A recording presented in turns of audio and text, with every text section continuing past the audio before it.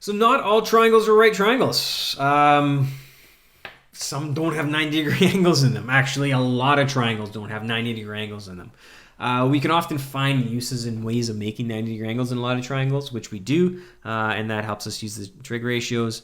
They're used in things like physics and that as well. But in a lot of cases, you can't. And so we have a couple formulas that we can use to calculate these non-right triangles. The first formula we'll look at is the sine law. The sine law is not the sine ratio. It's related to it, but it's not the sine ratio. It is this formula here. And let me explain the labeling of the triangle. That'll help us understand the formula. So if you're given a triangle ABC, or if you're given any triangle and it's not labeled, you can label it ABC. Or if it's labeled something different, we'll label it ABC. Label every triangle you get ABC, even if you have to change the letters. Then, given that the angles are labeled as capitals all the time, we label angles and triangles as capitals. The opposite sides, okay, and recall opposites are the sides furthest away from the angle, are labeled with a lowercase of the matching angle. So these angles correspond to each other. They're the opposite angle and side, so they match up. Capital A, lowercase a. So in this case here, capital B matches up over here to lowercase b, and over here, capital C matches up to a lowercase c, which look the same in my case. Thus, the formula says that the ratio of A divided by the sine of angle A is equal to the ratio of B divided by the sine of angle B is equal to the ratio of C divided by the sine of angle C. So all these ratios are equal. You just pick two. Any question that you get, what you're going to be looking for is two sides and their opposite angles. Okay, so you only need a pair. So you're going to either use that pair. You'll have side A, side B, sine A, sine B. You'll have that pair, side A, side C, over and sine A, the angle A, and angle C. Or you'll have that pair, side B, side C, and angle B and angle C. You're only going to use two. You'll have two sides and their opposite angles. Okay. The other situation, when we're going to use what's called the cosine law, we'll have a different scenario that you use it in. So make sure you're paying attention to what you have. Two sides and their opposite angles. So you should be able to do some arrows. So let's take a look at that. Here's an example of finding a side. So here I have the triangle QEW. But like I said earlier, we want ABC. So I'm just going to rename it. I'm going to name that A, that B, and that's C. Doesn't really matter which you name, as long as you label the triangle ABC. Thus, opposite side, that's side A. Opposite side, that's side B. Opposite side, that's side C. Now, do I have two sides and their opposite angles? There's a side and its opposite angle. There's a side and its opposite angle. Yes, I do have two sides and their opposite angles. Thus, I can use the sine law. And so I will do A and C. So we have A over sine A equals C over sine C. Fill in my values. X over 32 degrees. So sine 32 equals C, which is 14, over sine 67. Okay, so these are the degrees. First thing I do, calculate my sine and my sine ratios. Use a calculator, type in sine 32, 32 sine, whichever order your calculator does it in, or use the handy dandy chart. And when I look up sine 32, I'm going to get 0.5299. So x over 0.5299. When I look up sine 67, that is going to match up, 67 degrees match up with 0.9205. So 14 over 0.9205. Simplify that into by dividing. 14 divided by 0.9205. It's going to give me 15.2091. So x over 0.5299 equals 15.2091. Multiply this number by that number, and we're done.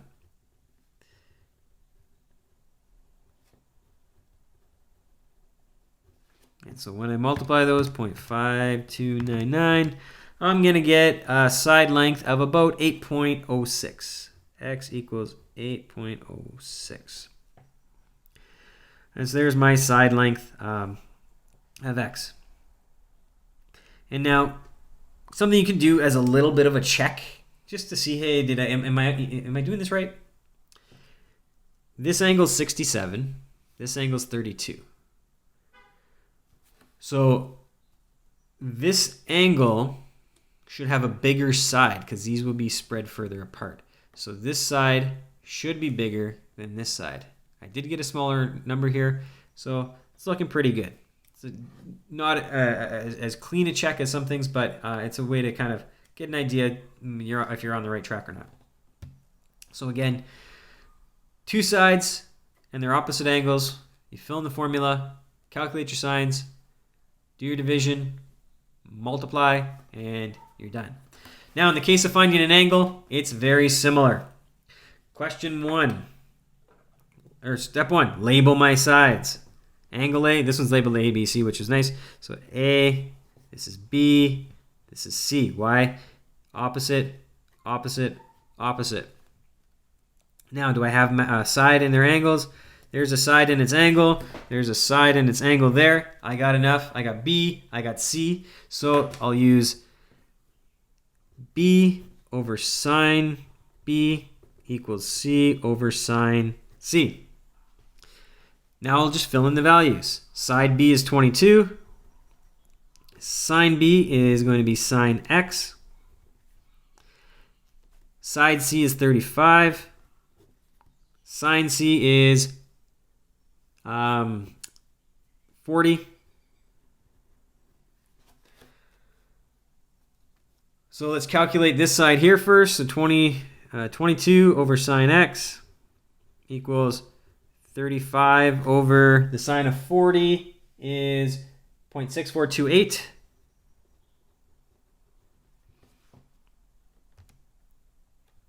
So I will calculate that portion.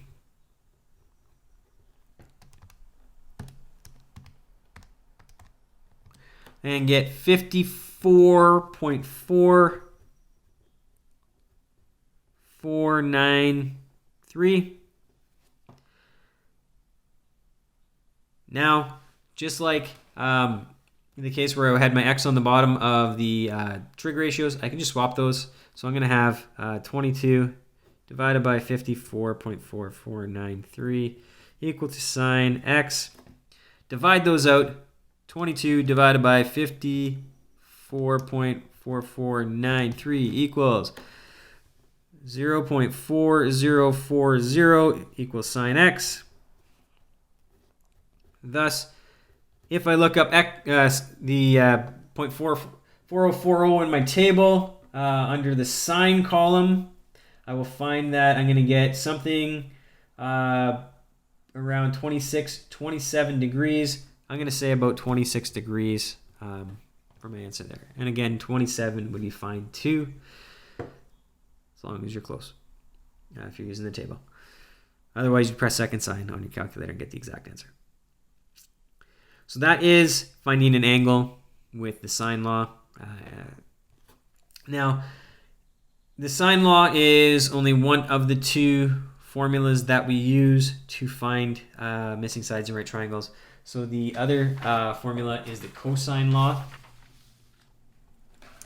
So the cosine law is,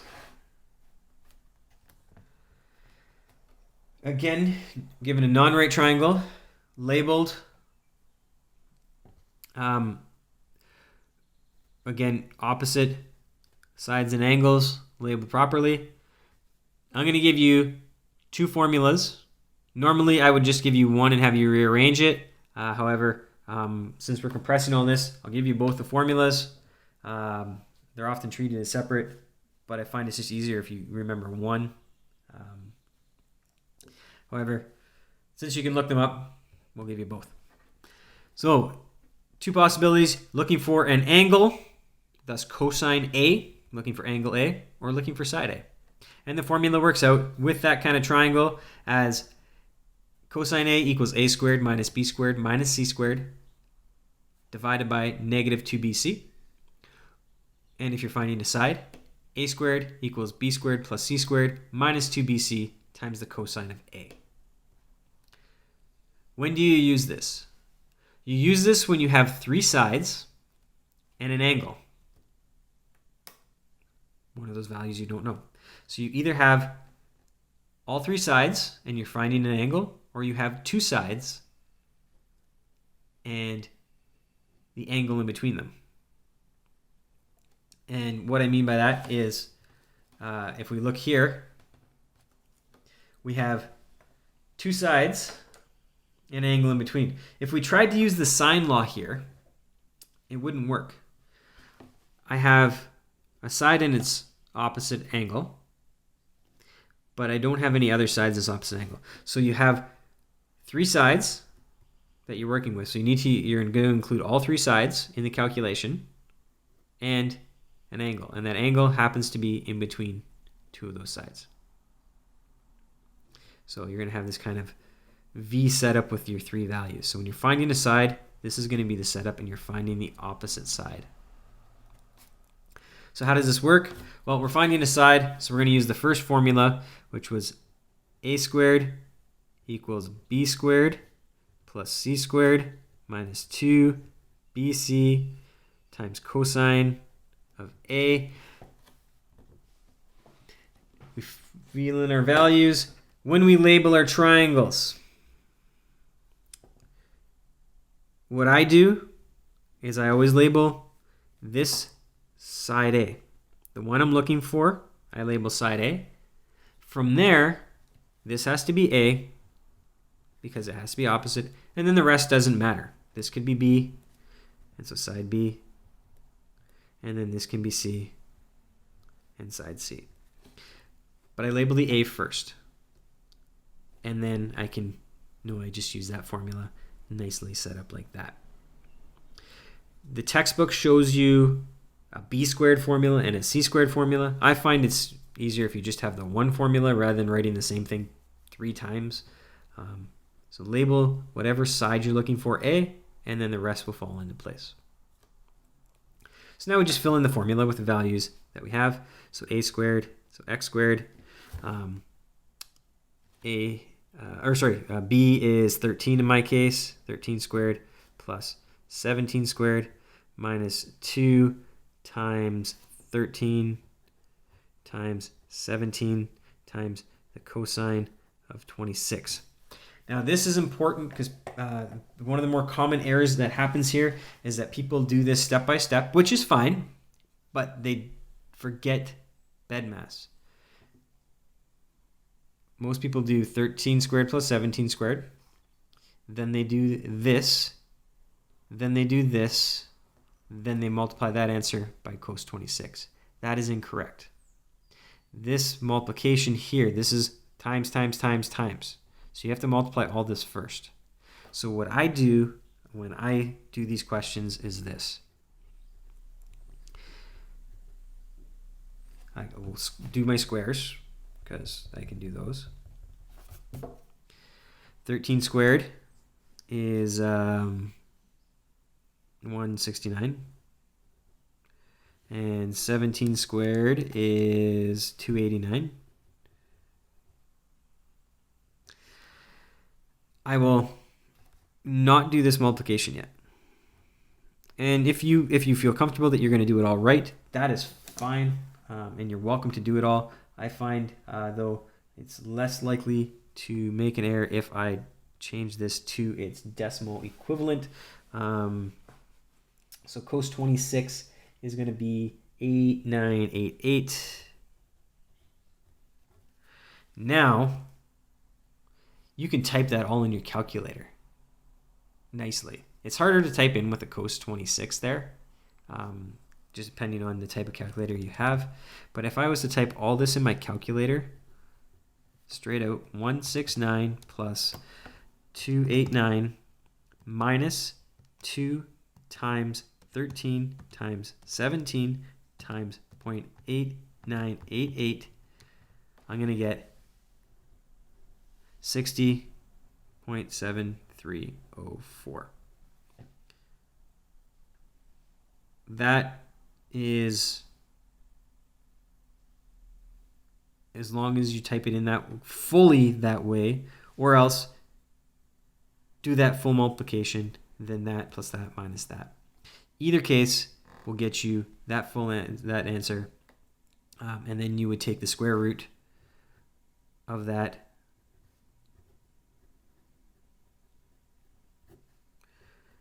and that will give you your final result. And that's another thing. Make sure that you recognize this is a square, and so you have to take the square root of that. And so we'll get 7.8. So our side here of x is 7.8 in this case. Now in the case of an angle, what we're going to do is have all three sides, and I probably should label an angle that we want to find. Let's find this angle down here. So this is our x we're looking for. So if you have all three sides and you're missing an angle, then again, three sides and an angle, doesn't matter. You got three sides and an angle, we're golden. Again, label whatever we're looking for A, and then everything else will work out nice. I can call this B then, and this C. Doesn't matter what the B and C are now. B and C. And now we'll fill it into that other formula. So in the other formula, which is cos A equals A squared minus B squared minus C squared all over negative 2BC. So just fill that in. The cosine of A is equal to 62 squared minus 60 squared minus 49 squared all over negative 2 times 49 times 60. And I did write those in the opposite order. Doesn't make a difference. Like I said, B and C don't matter, so these are flipped in order, but it'll still get the same result as long as the A value is first. So cos A equals, I'm just going to calculate the whole top. So 62 squared minus 60 squared minus 49 squared is going to give me negative 2157. That's going to be over the bottom here. I'm going to just multiply all that together at once. Negative 5880. And so now I'm just going to divide that out. That'll leave me with a decimal that I can then look up in my table.